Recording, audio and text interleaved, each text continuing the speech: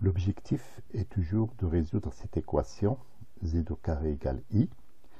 Et cette fois-ci, au lieu d'utiliser la méthode algébrique qui consiste à chercher la forme algébrique de z, on va utiliser une deuxième méthode qui repose sur la recherche de la forme exponentielle. Donc on pose pour le moment z égale à r exponentielle iθ, avec r strictement positif et θ appartenant à r. Et bien sûr, l'objectif, c'est de trouver la valeur de r et la valeur de θ, et comme ça, on aura le nombre complexe z. Et donc, on va reprendre l'équation, on va l'appeler l'équation E, avec ses conventions, et sera équivalente en faisant le carré de z à r carré exponentielle de iθ égale, mais au lieu d'écrire i, on va l'écrire en forme exponentielle également. Alors on sait que le module de i c'est 1 et l'argument, enfin un argument de i c'est pi sur 2. Donc on va écrire c'est égal à exponentielle i pi sur 2. Et là on applique la règle qui consiste à dire deux nombres complexes en forme exponentielle sont égaux si seulement si leurs modules sont égaux. Donc ça c'est déjà bon. Et puis la deuxième condition, leurs arguments sont égaux mais modulo de pi. Et ça c'est très important à ne pas oublier. Donc on arrive alors à ce système. D'un côté j'aurai r au carré égale 1 et je rappelle que r est strictement positif parce que r est un module. Et de θ égale pi sur 2 plus 2k pi. Et donc ça, c'est équivalent à dire que r égale 1.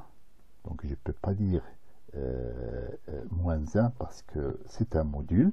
Et puis θ égale à pi sur 4 plus k pi. Il ne faut pas oublier de diviser le 2k pi aussi par 2 avec k appartenant à z dans chaque cas. Donc k appartenant à z, k appartenant à z.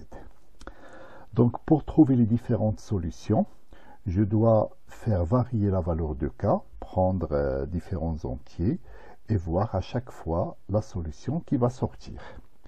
Et donc je commence avec k égale 0. Dans ce cas, j'aurai toujours r égale 1 et θ égale à pi sur 4. Donc j'obtiens une première solution z1 qui est égale à exponentielle i pi sur 4. Alors, je signale que i pi sur 4, c'est cosinus pi sur 4 plus i sinus pi sur 4. Et comme le cosinus pi sur 4 et le sinus pi sur 4 sont égaux tous les deux à racine de 2 sur 2 ou bien à 1 sur racine de 2, je peux écrire c'est 1 sur racine de 2 plus i fois 1 sur racine de 2. Et je retrouve du coup la première solution que j'avais obtenue avec l'autre méthode. Ensuite, je donne à k la valeur 1.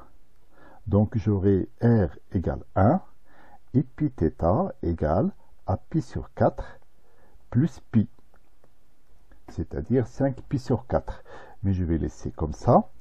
Et du coup, je vais obtenir une deuxième solution qui est z2, qui est exponentielle i pi sur 4 plus pi, que je peux écrire sous la forme e i pi sur 4 multiplié par exponentielle i pi, mais exponentielle i pi c'est moins 1.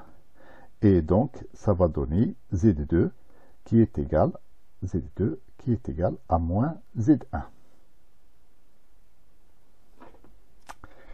Après, je vais passer, et donc c'est la deuxième solution que j'avais obtenue aussi avec l'autre méthode. Après, je vais passer à k égale 2. Et dans ce cas, j'aurai toujours R1 qui est égal à 1 et θ qui est égal à pi sur 4 plus 2pi.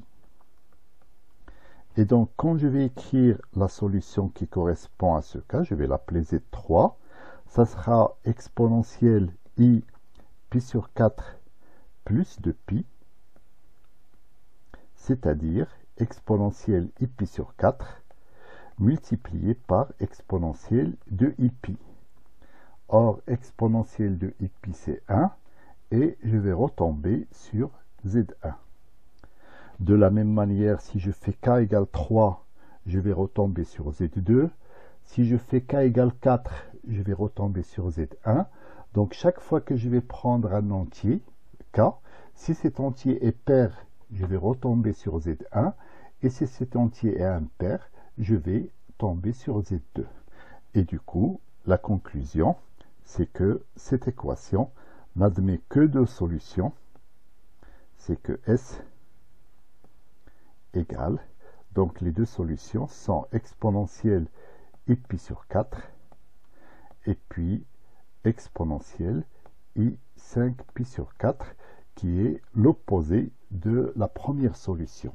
Et on retrouve, c'est-à-dire en écrivant ces solutions en forme algébrique, on retombe exactement sur les mêmes solutions qu'on a trouvées avec l'autre méthode.